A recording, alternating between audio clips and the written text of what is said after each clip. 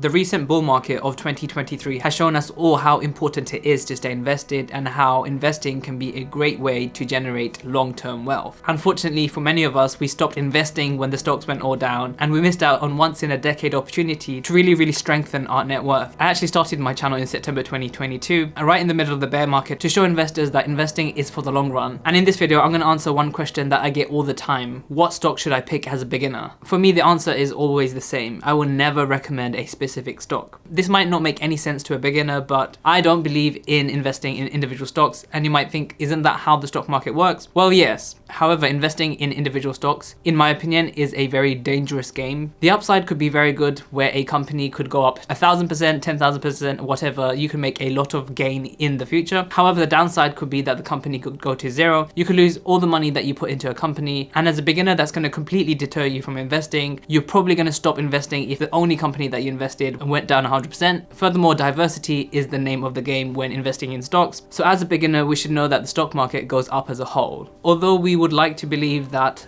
investing tools are non-correlated, which means they all go up in different ways. What 2022 has shown us is that almost every asset is correlated in some way or another. Bitcoin, bonds, and stocks were all correlated in the same way, meaning that when one thing went down, they all went down. And this is due to investor fear. This is due to the fact that us humans want things for the short term, and we aren't very good at prioritizing rewards that can come in the long term. For this reason, a lot of people want to get rich quick in the stock market, which is something that is not going to happen for everyone. And for the 0.1% that it does happen to, they don't hold on to that wealth very long. So then if I'm not going to be recommending a single stock, what can I do as a beginner to start my investing journey? Because as a beginner, I don't know much about the risk and I want to generate wealth in the long term. So my answer to that would be to look into something called an ETF, which is an exchange traded fund. Although I'm not going to go into specific ETFs because this week there's actually been lots of good videos about good ETFs to pick from. However, I just mainly focus on just one ETF, which is the S&P 500, and that is a collection of the top 500 companies in the US by market cap. Essentially, what it means is that if the US economy is doing well, then the S&P 500 also will do well. This is because the US is the #1 economy in the world. It has the highest gross domestic product, which means it makes the most amount of things in the whole world. It also has a big control over oil and gas because of the fact that everything is done in dollars. So the US is very relevant in terms of global economics. Just by focusing on one ETF, many people might actually say that it's not a good idea because it's not well diversified. However, I would beg to differ because the US does business in pretty much every country around the world or any major economy. Although the denomination is mostly in dollars, they do transact in many different currencies, ranging from the Japanese yen to Great British pound to even euros. So in terms of currency pool, it pretty much is all sorted, in my opinion, if you invest something like the S&P 500. What would happen is if you invest in too many different ETFs, you have the same fingers in many pies essentially. You've got your finger in too many pies. Which means that you're overlapping some of your stocks. And what you'll actually find out is that all these ETFs are super well correlated, meaning if one goes up, the other goes up. So really, you're just spreading your money around in more pies. And in my opinion, you don't have to have that complication.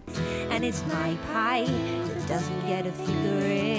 So as a beginner, I would recommend not looking into individual stocks. It becomes very hard as a beginner because there's so much noise. You want to invest in a company like Tesla, which has done 50% in one day. Also Meta, like Facebook, has done 50% in one day. However, if the money's already been made, if the 50% has already happened, chances are that it's not going to keep continuing. So as a beginner, please steer away from companies who have exploded over the past week. Because as the age-old saying goes, if there's money to be made, it has already been made by someone else. Because at the end of the day, the stock market in the short term is a competition between many people trying to make money. Many will fail while some small amounts will win. However, in the long term, the stock market always tends to go up, but many companies along the way will fail. Investing in just ETFs, in my opinion, is probably the safest and easiest way to begin to invest. And I recommend the platform InvestEngine, Trading 212, and Vanguard. They can be very easy to set up. They have very low fees, and all of them have some sort of auto invest feature, which means that you can do a monthly standing order from your bank. All you have to do is put the amount that you want and forget about it, and it will automatically buy the same ETF over and over again. And buying the same ETF over and over again whenever you get paid is a form of dollar cost averaging / lump sum investing. And over the long term, statistically speaking, that is the single most foolproof way of generating wealth in the long term. That is because the stock market goes down, but it also goes up in the long term. When it does go down, it's like buying trainers at a discount price. You know that they're cheap for now, but people are going to want them in the future, and when it comes to that time, the value of what you already own, which is called your portfolio, is going to be so much greater. However, in the stock market, there is an extra way of making money, and that is called dividends. So as a beginner, you should know that some companies pay out dividends for their shareholders, so anyone who owns their stock, as a thank you for holding the stock with them and as an incentive to hold that stock, because if their shareholders start selling the stock, the value of the company goes down too. So companies pay out a dividend in form of cash, which could be either annually, so once a year, biannually, twice a year, and more commonly quarterly, which is 4 times a year. So in the long term, if you've invested for 5, 10, even 20 years, those dividends will keep adding up and the snowball effect is going to be very noticeable. Personally, I found that investing quite aggressively for the past 2 years, especially during the bear market, has actually led to compound returns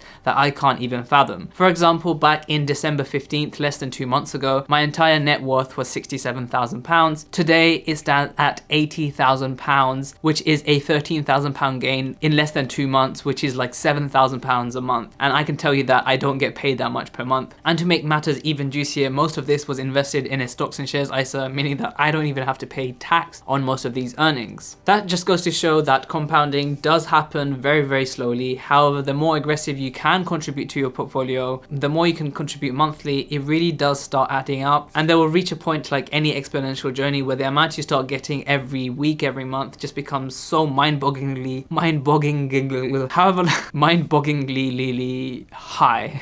Thank you to that one person who sent me a very lovely email about what stock to pick as a beginner. Make sure to check out some of my other videos and I will see you in the next video.